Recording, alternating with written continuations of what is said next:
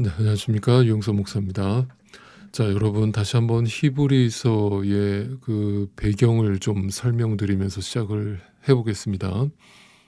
지금 이 히브리서 기자는 예수를 믿고 교회 안에 들어오기는 했지만 아직도 완전히 그 유대교의 그 율법주의에서 벗어나지 못한 채 자신의 그 과거의 종교적 생활을 오히려 그리워하면서 그 믿음이 흔들리고 있는 뭔가 내가 그 행함을 통해서 얻는 어떤 통쾌함, 어떤 속 시원함을 다시 누리고자 그 복음의 진리에 대해서 의심하고 뭔가 아쉬워하고 또 뭔가 조급해하는 그런 마음을 품고 있는 유대계 크리스찬들에게 다시금 예수 그리스도가 누구시며 복음이 무엇이며 하나님의 뜻이 무엇인지를 분명히 설명하고 또 그들에게 경고하고 그들을 교훈하려는 의도를 가지고 쓴 서신이다라고 제가 말씀을 드렸습니다. 자, 그렇다는 것은 지금 이 히브리서 기자는 처음부터 끝까지 오직 그 하나님의 아들 예수 그리스도의 십자가의 보혈만을 강조하면서 지금 이 히브리서 기자의 눈으로 봤을 때 마치 철옹성과 같은 절대 무너지지 않을 것 같은 그 율법주의와 유대주의를 오직 하나님의 말씀을 의지하여서 복음으로 말씀으로 부셔뜨리고 파괴하기 위해서 지금 전력을 다하고 있는 것입니다. 그것이 설교고 그것이 말씀이고 그것이 진짜 진리를 아는 자의 삶인 것을 이 히브리 기자가 다시 한번 증명하고 있는 것입니다. 참 고독하고 외로운 길인 것이죠. 왜냐하면 대부분의 사람들이 그 율법주의와 유대주의에 빠져서 종교 생활을 하고 있었기 때문이죠. 자, 이것을 분명히 여러분이 이해하신다면 그것을 분명히 머릿속에 인지하신 다음에 계속해서 이 히브리서를 같이 읽어 가셔야 됩니다. 그래야 여러분이 이 히브리서를 오해하지 않고 여러분이 바르게 이해하실 수가 있는 것입니다.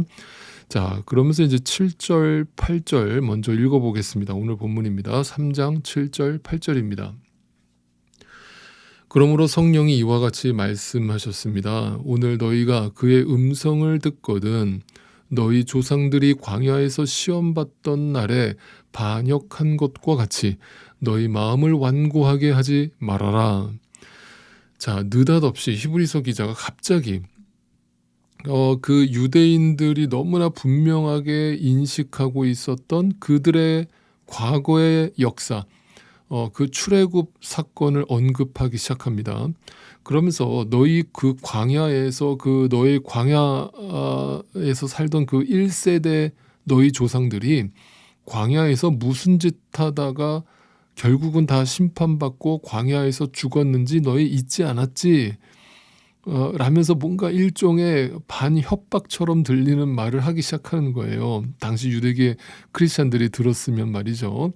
그러니까 즉 이 말을 당시 유대계 크리스찬들이 들었다면 무슨 말로 오해될 수 있냐면 그러니까 너희 조상들처럼 엉뚱한 짓 하다가 지옥 가지 말고 너희 마음 완고하게 하지 말고 죄 짓지 말고 율법 똑바로 지켜서 너희는 너희 조상처럼 되지 말아라 라는 말로 들릴 수 있는 거예요. 그런데 한번 생각해 보세요, 여러분. 그래서 제가 앞에 서론에서 이 히브리서 기자가 왜 이 서신을 썼는지 그 목적이 무엇인지를 제가 여러분에게 다시 한번 상기시켜 드린 거예요.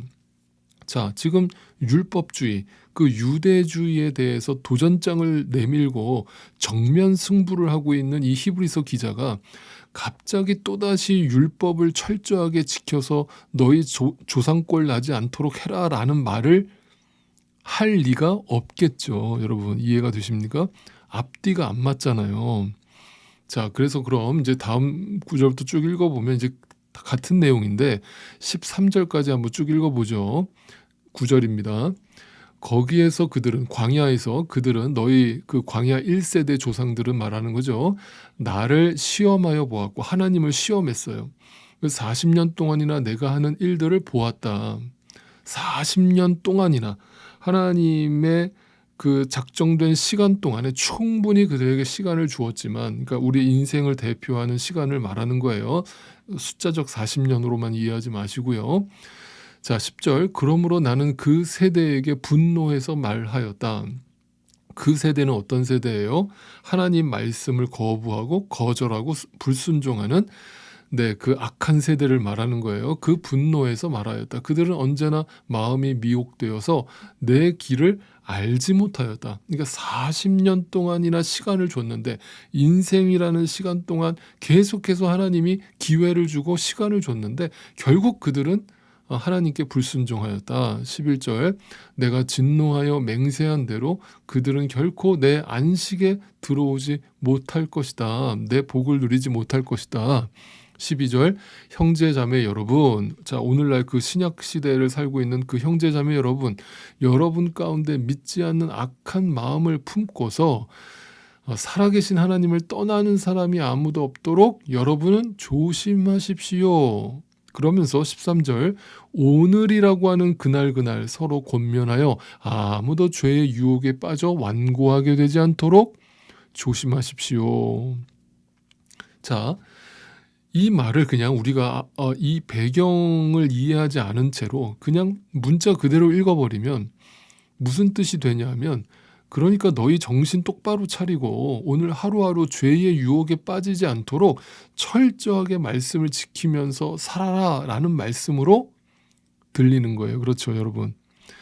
그러면서 이제 우리는 이것을 어떻게 이제 큐티를 하면서 적용을 하냐면, 오늘도 죄 짓지 말자, 마음을 강팍하게 하지 말자, 믿음을 잘 지키자, 해보자, 열심히 한번 살아보자, 이런 쪽으로 적용을 하고 끝내는 거예요. 이렇게 결론을 내리는 어떤 단순한 결론과 적용에 도달할 수밖에 없는 거죠. 그러나 그 히브리서의 흐름을 분명히 알고, 여러분 성경 전체의 그 맥락을 분명히 알고 이 부분을 읽으신다면, 이 말씀은 단순하게 어떤 우리에게 윤리적 교훈을 말하고 있는 것이 아니라, 한번 너희가 열심히 살아봐, 열심히 죄 짓지 말고 유혹에 넘어가지 말고 살아봐 라는 말씀으로 들리지 않을 수 있을 거예요. 여러분이 분명히 이 말씀을 바르게 이해하실 수 있을 거라고 생각됩니다. 왜냐하면 히브리서 전체의 주제는 너무나 아주 선명하고 분명하기 때문이에요. 무슨 주제를 담고 있다고요? 히브리서 전체의 주제는 율법이 아니라 예수 그리스도가 답이다. 그러니까 인간의 행위가 아니라 하나님의 전적인 은혜로 되어진 사건이다라는 것을 강조하는 거예요. 그것은 히브리서만의 주제가 아니라 성경 전체의 주제와 정확하게 맞닿아 있는 거예요. 자, 그렇다면 이제 이 본문 속에 담겨 있는 진짜 의미를 살펴보죠. 자, 12절로 다시 돌아가 보면, 형제 자매 여러분 가운데 믿지 않는 악한 마음을 품고서 살아계신 하나님을 떠나는 사람이 아무도 없도록 여러분 조심하세요. 그런데 우리는 이 말씀을 읽을 때 조심해야 되는구나, 거기다가 이제 포커스를 맞추는 거거든요. 그러면서 뭔가 내 노력에다가 초점을 맞추는 거예요. 그게 아니라 여기서 중요한 포인트는 뭐예요? 믿지 않는 악한 마음이에요. 아시겠습니까? 다시 말해 그 말을 다른 말로 바꾸면 불순종, 불신앙을 말하는 거란 말이에요. 즉 이스라엘 백성들은 단순히 어떤 행위가 부족했던 것이 아니고, 도덕적 삶에서 뭔가 실패한 것이 아니고, 그들은 마음속에 하나님을 인정하지 않고 믿지 않았다는 거거든요. 그 광야 40년 내내 그들이 증명한 것이라고는 뭐예요? 그냥 땅만 바라보면서 내 현실에 매여가지고 늘 불평하고, 나 목말라 죽겠다, 배고파 죽겠다, 도대체 언제 가나안 땅에 들어가는 거냐라면서, 하나님이 있기는 있는 거냐라면서 차라리 애굽 땅에 살 때가 좋았다, 차라리 그 세상 속에서 안 믿을 때, 내가 하나님 안 믿고 살 때가 더 행복했다라는 말까지 내뱉는, 그러니까 전혀 하나님을 보지 못하고 하나님을 믿지 않았던, 홍해는 건넜지만 하나님을 믿지 않은 것입니다. 그들의 눈으로 기적을 보았지만 하나님의 약속을 믿지 않은 것입니다. 즉 율법을 받은 인간은 그 모세를 대표로 하는 그 율법을 받은 인간은 결국 자신이 그 율법을 완전히 지킬 수 있다라고 착각했지만 그것은 큰 착각이었으며 출애굽 이후로 펼쳐질 그 구약 세계 내내 그것이 완전히 우리들의 착각이었음을, 그들은 절대로 그 율법을 스스로 지켜낼 수 있는 힘과 능력이 없음을 이스라엘 백성들을 통해서 증명해 내시고 그것을 거울로 삼아서 우리가 바로 그 이스라엘이다라고 성경이 비춰주고 보여주고 발가벗기고 있는 거예요. 우리의 실체를 폭로하고 있는 것입니다. 아시겠습니까?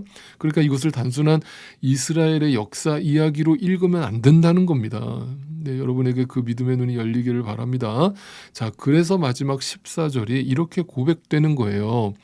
우리가 처음 믿을 때에 가졌던 확신, 그러니까 그 유대계 크리스찬들한테 너희가 어떻게 해서 그 유대교회에서 빠져나왔으며 출애굽했으며 너희가 어떻게 이 광야 40년 하나님 훈련 과정 속에 들어왔는지 그 처음의 믿음을 끝까지 가지고 있다면 우리는 그리스도께서 주시는 구원을 함께 누리는 사람이 될 것입니다. 이 말씀도 마치 우리의 어떤 노력과 어떤 우리의 힘을 요구하는 어떤 윤리적 도덕적 삶을 요구하는 그런 말씀이 아니라 그 강조점이 어디에 있는 거예요? 그 중요한 것은 구원을 함께 누린다라는 말씀에 있는 거예요. 구원을 함께 누린다라는 건 무슨 말이에요? 우리가 거기에 그냥 합류했다는 거예요. 누린다라는 건 뭔가 그냥 나에게 일방적으로 그것이 주어졌고 나는 그것을 그냥 누리는 거예요. 합류하고 편승하고 그냥 무임승차하게 됐다는 말이지 우리가 노력해서 그것을 지켜낼 수 있다는 말이 아닌 거예요. 자꾸 믿는다는 말을 내가 의지적으로 믿어야지 하는 걸로 생각하지 마시라고요. 믿음이라는 건 정확히 말씀드리면 그냥 내가 하나님의 뜻에 붙들려서 끌려가는 것이 믿음이지, 내가 어떤 의지를 가지고 이것이 하나님의 뜻이구나, 내가 깨달았다 라면서 내가 한번 가봐야지, 이건 믿음이 아닌 거예요. 그거 자기 착각이라고요. 아시겠습니까? 절대 그렇게는 못 간단 말이에요. 하나님께서 우리를 붙들어서 이 광야를 통과해서 우리를 약속의 땅으로 들여보내 주셔야만 되는 거예요. 왜 그러냐면 그 예수 그리스도께서 우리의 대제사장이시며 그분이 우리의 선한 목자이시며 그분이 우리의 방주이시기 때문이에요.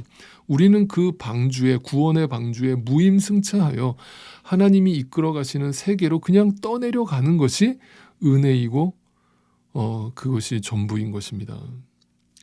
그래서 우리가 예수 그리스도를 소망으로 삼는다는 말도 뭔가 내일은 좋은 일이 있을 거야, 힘을 내보자, 소망을 가져보자, 뭔가 긍정의 힘을 말하는 게 결코 아니라요. 나에게는 답이 없고 우리에게는 답이 없으면 이 세상에서는 답이 없지만 오직 예수 그리스도가 소망이 되는 것을 그분의 전적인 공로로 그분의 일하심과 그분의 은혜임을 알기 때문에 그분을 의지하여서 나아가는 것, 그것이 소망인 것입니다.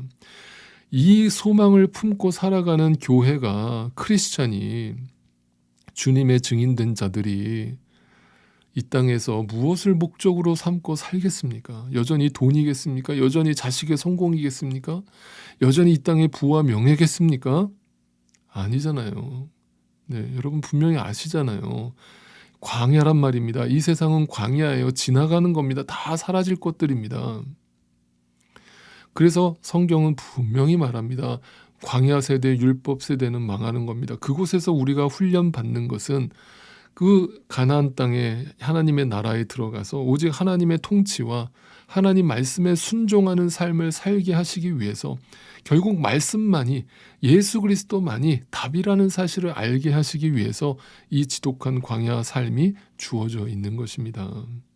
그러니 지금 여러분이 이 땅에서 당하고 있는, 이 광야에서 겪고 있는 많은 문제들, 고민거리들, 걱정거리들, 내일에 대한 염려들, 여러분에게 주어진 그 환경 속에서 여러분이 최선을 다해서 살아가시되 너무 애쓰지는 마시고, 너무 거기에 마음 쓰지 마시고, 너무 거기에 몰입하지 마시고, 너무 그것 때문에 무너지지 마시고, 여러분 인생의 실패가 결코 믿음의 실패가 아니며 잠시 당하는 환난과 고난과 어떤 우울감과 슬픔이 결코 끝이요 절망이 아니기 때문에 오늘도 믿음의 눈을 들어서 이 지독한 광야 한복판에서 들려오는 그 하나님의 영원하신 말씀에 귀를 기울이고 나의 반석 되신 예수 그리스도 위에 분명히 서서 오늘도 담대하게 주님의 말씀을 의지하여 예수 그리스도의 이름을 의지하여 이 땅의 삶을 살아내실 수 있기를 바랍니다. 오늘날 눈을 떴을 때 돌아보니 그 여호수아를 앞세워서 우리를 약속의 땅으로 들여보내시는 그 하나님의 진정한 안식에 들어가게 하시는 그 놀라우신 하나님의 은혜를 우리는 보게 될 것이고 그 주님을 찬양하게 될 것입니다. 오늘도 그 예수 그리스도의 공로와 은혜만을 찬양하며 감사하며 만족하며 살아가시는 이 하루가 되시기를 간절히 소망합니다.